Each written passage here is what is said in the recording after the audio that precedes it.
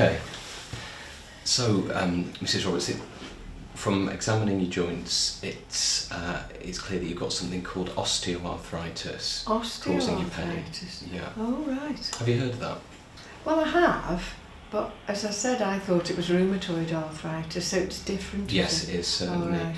So the two are quite separate diseases. The arthritis is the common bit, and that means it's conditions that affect the joints. But rheumatoid arthritis is a completely different disease. Osteoarthritis is the most common cause of joint pain in people over the age of about 45, and it very much affects the joints that you describe. Oh, right. So you can tell that without me having an X-ray, can you then? You don't necessarily need an X-ray to diagnose osteoarthritis, because it's really the history that you give me and what we find when we examine the joints that gives us the most information. What we find is that often there's a mismatch between what you see on an X-ray and what people are experiencing in terms of their symptoms.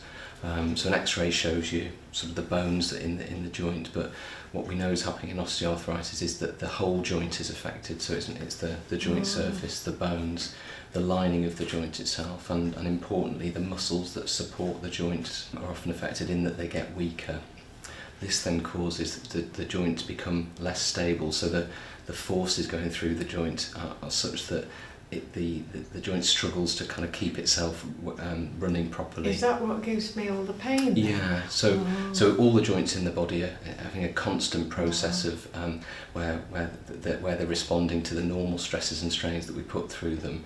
But when that normal repair process isn't keeping up with the stresses and strains going through the joints, then that can lead to pain happening in the joints. But the important thing I think to note is it's not just a progressive thing that's inevitably going to get worse and worse. There are things that we can do to help increase the strength around the joints, improve your pain, so that the joints start to run true, and that hopefully you'll experience less symptoms and the joints will start to work again better. That would be good.